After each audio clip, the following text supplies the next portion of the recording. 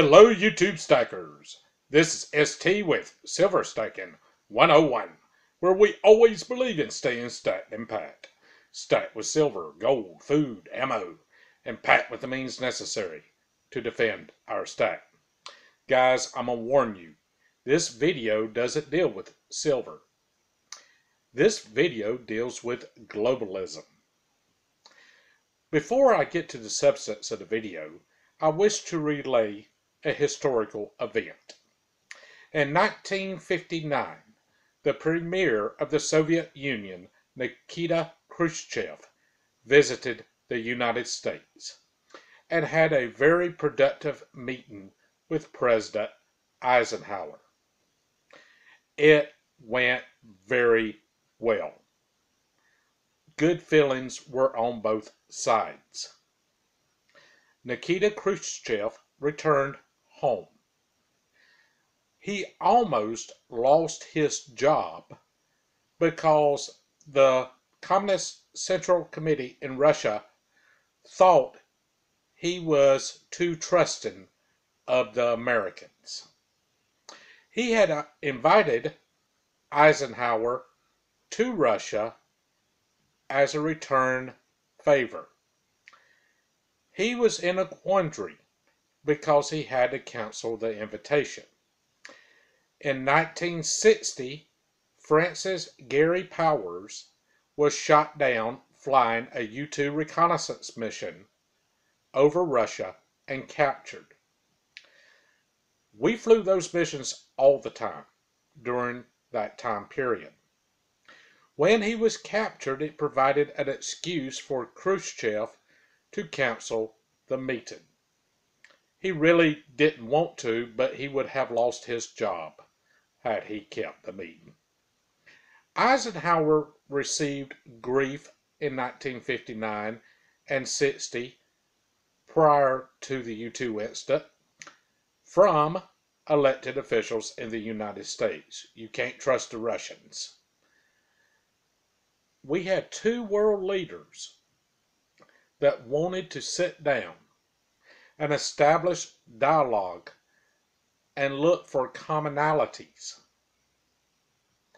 Hotheads on both sides interfered with the process.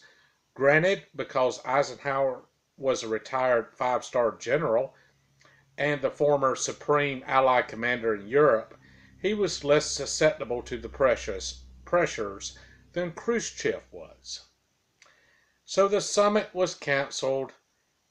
1962, we had the Cuban Missile Crisis, which brought us to the brink of annihilation.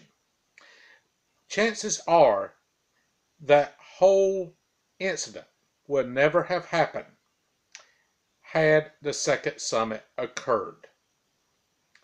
Yesterday, President Trump met with the president of the Russian Federation, Putin.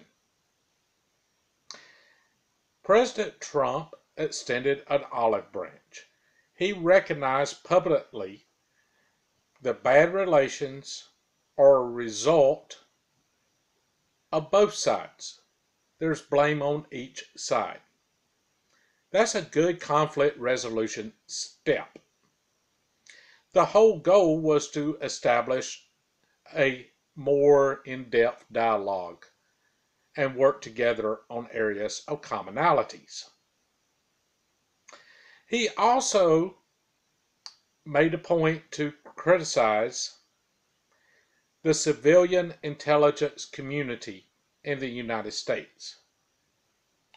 We could go through the scandals that have erupted in the past 3 years, but does anybody watching this video trust the United States civilian intelligence agencies? I trust Mexican tap water more than I trust these guys. What's really interesting is the response that President Trump received from American elected officials. Now, granted, I'm not worried about the Democratic response. If he said air was good, they'll stick their heads in bags and seal off their air supply. Maybe he should do that. What I am talking about is the Republicans. And let's name them. Mitt Romney, although he's not elected dog catcher right now. Paul Ryan took a break from admiring himself in the mirror to comment. John McCain, Lindsey Graham, Marco Rubio. These are globalists. Why are they so opposed to the prospect of peace? President Trump didn't give anything away. He opened the door to dialogue. I firmly support that, just the same as I did President Obama when he did the same with Cuba. That's one of the very few issues I ever agreed with Obama on. I'm being consistent. I agree with President Trump on that issue as well. The globalists don't want this. Why? Who's the two most hated leaders on the world stage? Putin and Trump. Who's the two biggest nationalist leaders on the world stage? Putin and Trump. But all of a sudden, these Republicans, these good Republicans that are conservative, right, are opposing dialogue, the common sense concept of talking.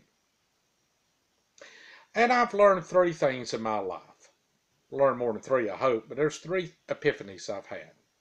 One, there's no shortage of people that will spend my money for me. There's no shortage of people that will occupy someone else's time and allocate their time for them. And there's no shortage of brave souls that will send somebody else's kid into action that's unnecessary, a proxy war that could have been avoided, to be shot at.